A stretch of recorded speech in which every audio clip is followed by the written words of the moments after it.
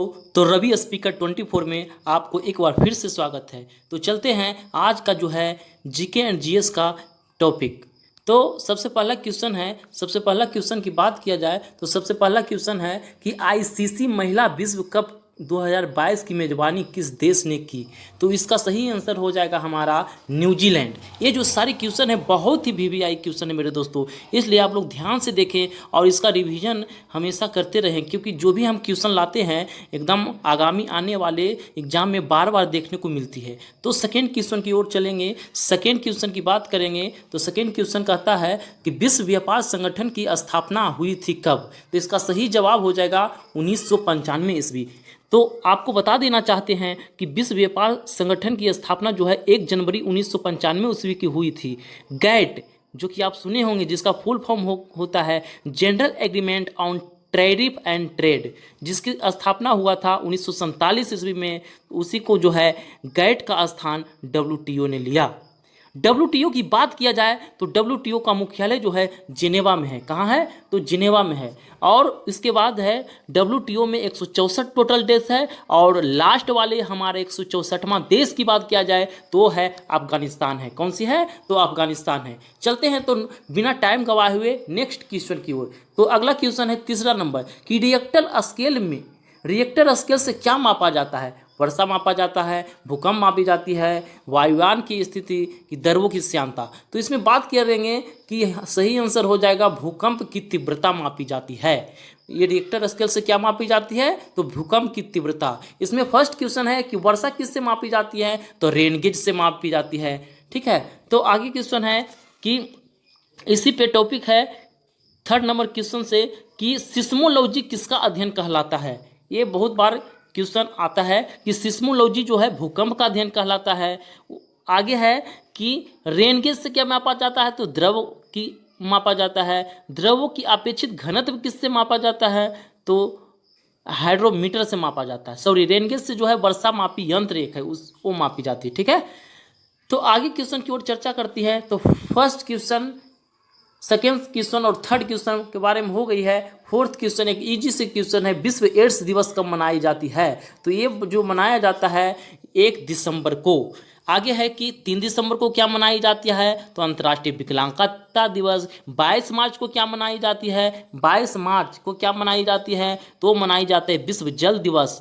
इसको जो है वीडियो को अप्यूज करें और अप्यूज करके आप कॉपी और कलम लेकर जरूर बैठे कि एक क्वेश्चन में बहुत सारे क्वेश्चन बोला जाएगा, उसको आप कोशिश करेंगे कि राइट करते जाए। ठीक है, तो आगे है सारे जो है इंपॉर्टेंट क्वेश्चन की बात करेंगे कि 8 मार्च को क्या मनाया जाता है, तो 8 मार्च को अंतर्राष्ट्रीय महिला दिवस मनाया जाता है। 10 मार्च को क्या मनाया जाता है, तो 10 मार्च को जो है 10 दिसंबर को क्या मनाया जाता है, तो 10 दिसंबर को जो है विश्व मानवाधिकार दिवस मनाया जाता है। आगे है कि 2 अक्टूबर को क्या मनाया जाता है, तो सब जानते हैं कि 2 अक्टूबर को अंतर्राष्ट्रीय अहिंसा दिवस मनाया जाता है। 17 सितंबर को क्या मनाया जाता है, बहुत ही फेमस क्वेश्चन है जो कि करेंट में चल रहा है। 17 सितंबर को हमारे प्रधानमंत्री नरेंद्र मोदी जी का जन्म दिवस मनाया जाता है। तो बिना टाइम गवाए हुए अगले क्वेश्चन की ओर चलते हैं। ये अगले क्वेश्चन है 5 नंबर क्वेश्चन। तो 5 नंबर क्वेश्चन की बात किया जाए तो नाइटिंगेल ऑफ इंडिया के नाम से किसे जाना जाता है। बहुत ही अच्छी क्वेश्चन है। तो इसका सही जवाब हो जाएगा सी, सरोजनी नायडू को जाना जाता है। तो इस पर बात करेंगे कि सरोजनी नायडू के बारे में बात किया जाए तो सरोजनी नायडू प्रथम भारतीय महिला थी जो कि यूपी, ठीक है, उत्तर प्रदेश के नाम से जिसे जाना जाता है, जो कि यूपी की राज्यपाल बनी।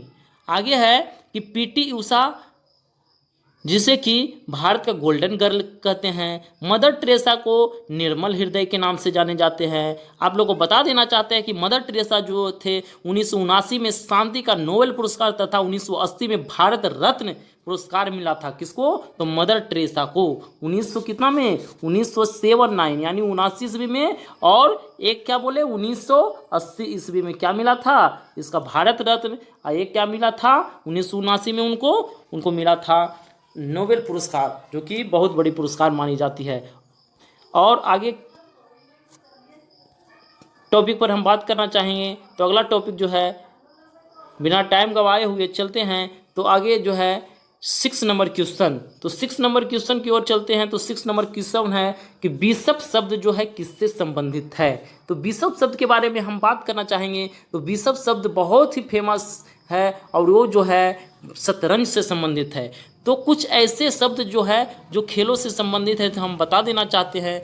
आपको सबसे पहले देना चाहते हैं कि शतरंज की शुरुआत कहाँ से हुई थी। तो बहुत ही इंपॉर्टेंट क्वेश्चन है, ये भारत से ही हुई थी। किसका शुरुआत? तो ये शतरंज का शुरुआत हुई थी। ठीक है, आगे है शतरंज की शुरुआत भारत में हुई। तो शतरंज यानी चेस जिसे कहते हैं, बोर्ड में कितने वर्ग होते हैं? तो इसमें जो होते हैं 64 वर्ग होते हैं। कितने? तो 64 वर्ग होते हैं। आगे आपको बता देना चाहते हैं चेस जिसे शतरंज के नाम से जाना जाता है। क्या? शतरंज, जो कि अभी अभी चर्चा हम किए हैं शतरंज। ठीक है, शतरंज से बहुत सारे शब्द संबंधित है जो बारी बारी से आप नोट कर सकते हैं। जैसे गैम्बिट हो गया, चेकमेट हो गया, स्लेटमेट हो गया, ग्रैंड मास्टर हो गया, फिडे हो गया, चेक, रैंक, रेटिंग आदि जो है चेस से संबंधित यानी शतरंज से ही संबंधित है। ठीक है, आगे क्वेश्चन की ओर चलते हैं। तो अगला क्वेश्चन है 7 नंबर क्वेश्चन। 7 नंबर क्वेश्चन है कि भारत की अर्थव्यवस्था को सबसे अच्छे ढंग से किन शब्दों में, सबसे अच्छे जो है किन शब्दों में व्यक्त किया जा सकता है। तो वो जो है सब जानते होंगे मिश्रित अर्थव्यवस्था। ठीक है, मिश्रित अर्थव्यवस्था। तो इस पे हम चर्चा करना चाहेंगे कि मिश्रित अर्थव्यवस्था भी 7 नंबर क्वेश्चन पे हम किए थे। तो मिश्रित कृषि का अर्थ होता है कृषि के साथ पशुपालन करना। मिश्रित कृषि किसे कहते हैं? कृषि के साथ पशुपालन करना, उसे ही मिश्रित अर्थव्यवस्था कहते हैं।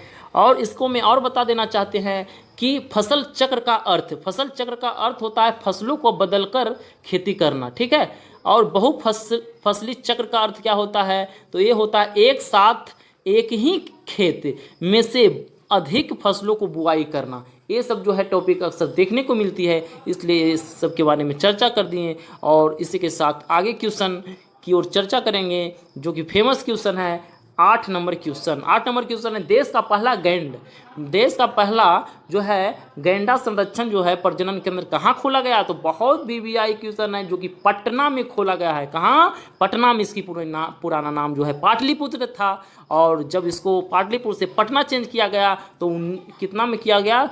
तो ये जो किया गया था कब? तो ये 1542 ईस्वी में किया गया था। कब? 1542 ईस्वी में। हाँ, तो दोस्तों ये सब याद नोट करते जाएंगे। अब चलते हैं बिना टाइम गवाए हुए अगले क्वेश्चन की ओर। तो अगला क्वेश्चन की बात करेंगे। तो अगला क्वेश्चन है कि भारत रत्न पुरस्कार जो है पाने वाला प्रथम भारतीय का नाम क्या है? तो उसका सिंपल सी क्वेश्चन है डॉक्टर सर्वपल्ली राधाकृष्णन, जिनका जन्म जो हुआ 5 सितंबर 1888 ईस्वी में। इन्हीं के जन्म दिवस पर जो मनाया जाता है, क्या मनाया जाता है? शिक्षक दिवस मनाया जाता है, जो कि आप लोग हर साल मनाते आते हैं। तो किनके जन्मदिन पर? तो डॉक्टर सर्वपल्ली राधाकृष्णन, जो कि प्रथम कौन थे?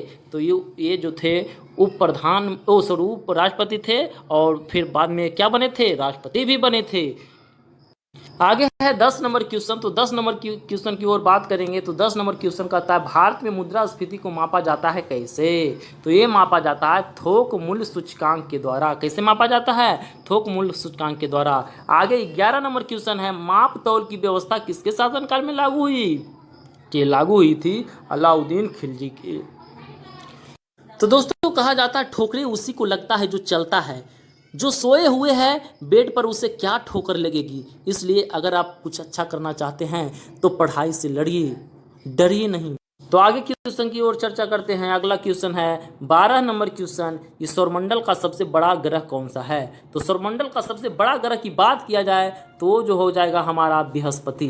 तो आप लोग को बता देना चाहते हैं, बृहस्पति की चर्चा किए हैं तो थोड़ी सी और चर्चा कर देते हैं कि सबसे बड़ा उपग्रह किसकी है? तो सबसे बड़ा उपग्रह जो है बृहस्पति का ही है। किसका है? तो बृहस्पति का है, गैनामाइड जिसे कहते हैं। तो मंगल का ये ज़्यादा पूछता है, मंगल का 2 उपग्रह का नाम बतावे। तो फोबोस एवं डीमोस, फोबोस एवं क्या? डीमोस। ठीक है, तो और सबसे छोटा उपग्रह की बात किया जाए तो कौन है? तो यही है डीमोस। ठीक है, मंगल का उपग्रह डीमोस। आगे लास्ट क्वेश्चन है कि 13 नंबर क्वेश्चन, भारत भारतीय अर्थव्यवस्था कैसी है? तो ये जो है लास्ट वाली क्वेश्चन, ये कौन सी हो जाएगी? ये जो हो जाएगी हमारी विकासोन्मुखी, यानी क्या इसको कह सकते हैं? विकसित नहीं कह सकते हैं, विकासशील कह सकते हैं। ठीक है, भारतीय अर्थव्यवस्था कैसी है? विकासशील है। ठीक है, तो इसी के साथ हम जो है टॉपिक को समाप्त करना चाहते हैं। समाप्त करते करते एक शायरी बोलना चाहते हैं कि लोग जब डूबते हैं तो समुंदर का दोष देते हैं, और मंजिल नहीं मिलती तो किस्मत का दोष देते हैं, और खुद को चलना सीखा ही नहीं, जब लगती है ठोकरी तो पत्थर को दोष देते हैं। तो इसलिए पत्थर को दोष नहीं देना है मेरे दोस्तों, किसी को दोष नहीं देना, क्योंकि आप जानते हैं कि आपसे ज़्यादा कोई कुछ नहीं जानता है। तो बदल सकते हैं तो आप ही बदल सकते हैं, किन्हीं को दोष नहीं देना है, और पढ़ाई को कंटिन्यू रखें और मिलेगा। ये सब्र जो होता है, लंबी वाले सब्र जो होता है बहुत मीठी होती है। तो धैर्य रखें, पढ़ाई के लिए पैसेंस रखें। तो आगे आते हैं अगले वीडियो लेकर और मिलते हैं फिर से एक बार। जय हिंद, जय भारत।